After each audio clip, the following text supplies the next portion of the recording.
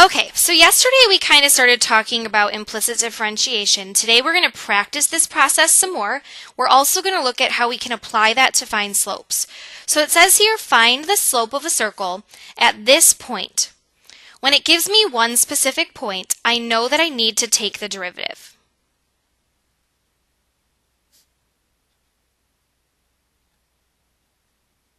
So let's start by taking the derivative.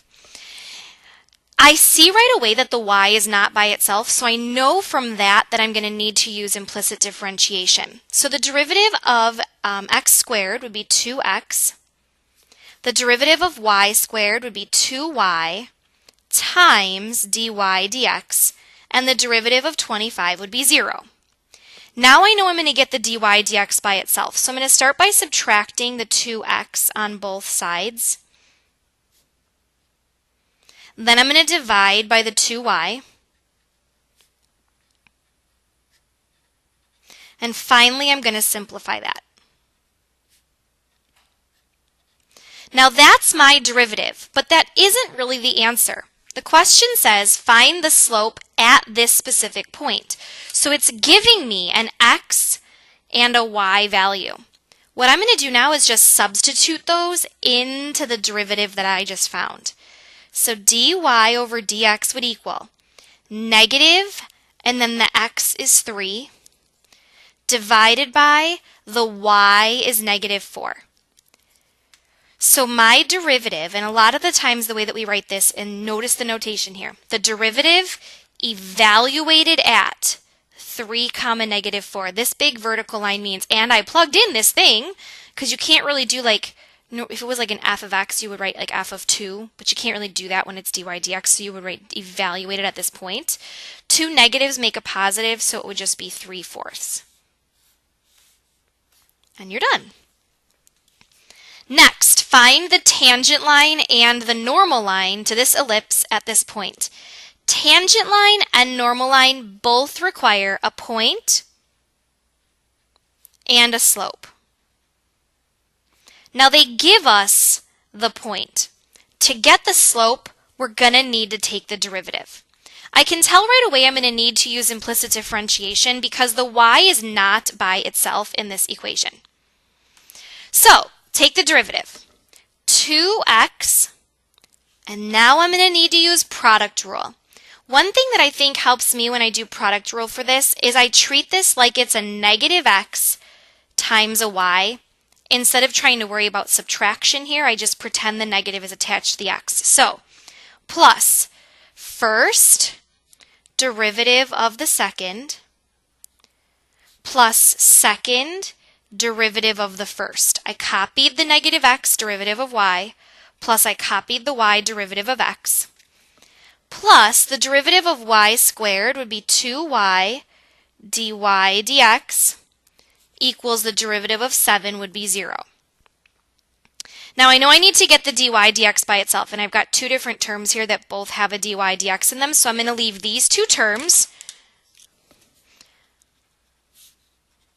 I'm going to leave those on the left side, so I'm going to have negative x dy dx plus 2y dy dx. And on the other side, I'm going to move the 2x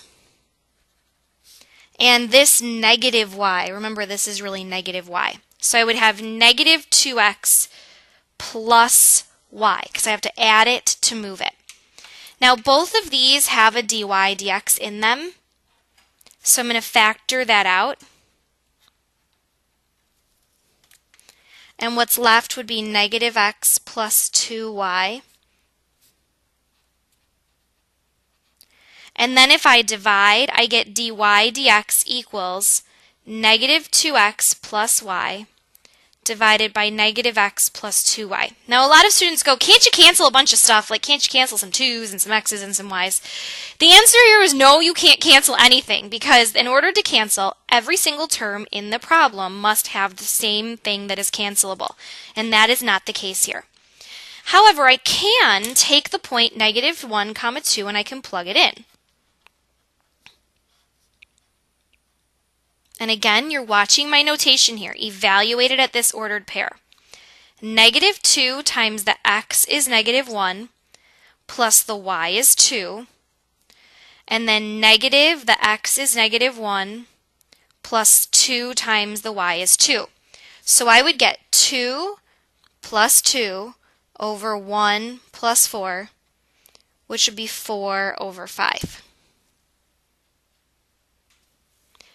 Now finally, I need to write the equations of my tangent line and my normal line.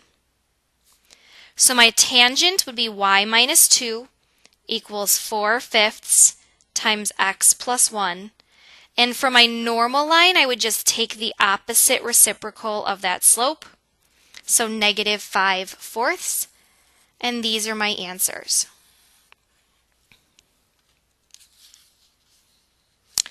Next, let's look at another application. Find where the slope of this curve is defined.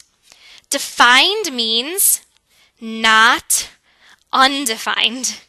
Sometimes I think it's easier for us to think about things in terms of where it doesn't work than where it does work. So let's start by finding the derivative if we're talking about slope.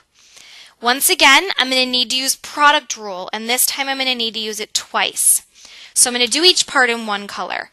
The first product rule, copy the x squared derivative of y plus copy the y derivative of x squared. There's product rule number 1. Now for product rule number 2, I'm going to think about this as being negative x times y squared, where the negative is attached to the x. It makes it easier, I think, to take the derivative. So I'm going to copy the negative x derivative of y, which would be 2y dy dx, plus copy the y squared derivative of x is negative 1, and then equals, and the derivative of 4 would just be 0. Now I need to get the dy dx by itself. So I can see here I have this term and this term, which both have a dy dx in it. I'm just going to write it nicer. X squared dy dx minus 2xy dy dx. I can also see that these other two terms do not have a dy dx in them. So I'm going to move them to the other side. I'm going to have negative 2xy. And since this is already a negative, I'm going to have plus y squared. And then last but not least, I'm going to divide. I'm going to factor out the dy dx and I'm going to divide so that I can get the dy dx by itself.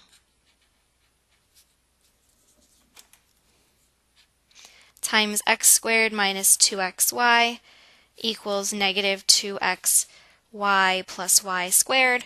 So dy over dx equals negative 2xy plus y squared divided by x squared minus 2xy. Now, that's the derivative. Great, but we want to know where we are not undefined. So the first thing we're going to do is figure out where would you be undefined. Since the derivative is a fraction, we are going to be undefined whenever the denominator equals 0. So, let's actually answer the question.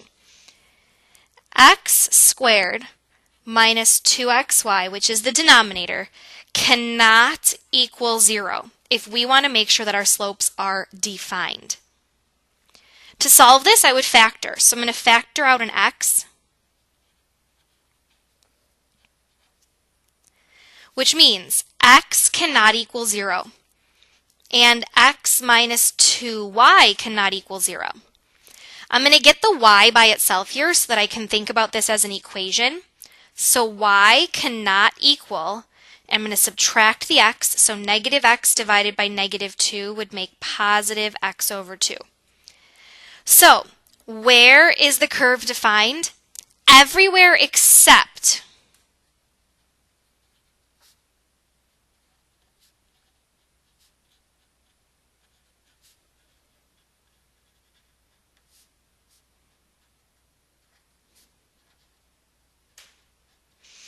I am defined everywhere except when x equals 0, or when y equals x over 2. Last but not least, we're going to talk about finding the second derivative. So, in order to get the second derivative, we're going to need to get the first derivative. The derivative here would be 9x squared minus 6y, and then don't forget the dy dx equals 0. Again, I'm going to get the dy dx by itself. So negative 6y times dy dx equals negative 9x squared. And dy dx equals, if I divide, 3x squared over 2y. I'm just simplifying the 9 and the 6. Two negatives make a positive, and it reduces. Now that's great, but we need the second derivative. So d squared y over dx squared. Since the first derivative is a quotient, we're going to need to use quotient rule here. So low d high minus high d low, and don't forget the derivative of y needs a dy dx, and low squared goes down below. Let's simplify a little bit. So d squared y over dx squared equals, I'm going to write this as 12xy minus 6x squared times dy over dx, all over, I'm going to distribute the squared, so I get 4y squared. Now we're not done. We know that dy dx equals this stuff, so we have to substitute that stuff into the equation. So we would have 12xy minus 6x squared times 3x squared divided by 2y, all over 4y squared. To simplify this, I'm just going to multiply every term here by 2y. And I'm going to distribute that to every term on the top and the bottom because that's the denominator and I want the denominator to go away. So I would get 12 times 2 is 24xy squared minus the 2y, and the 2y would cancel. So I would just multiply the 6 and the 3 is 18x to the 4th. And then 2 times 4 is 8y cubed. And this would be my second derivative. And that's it. I'll see you guys tomorrow.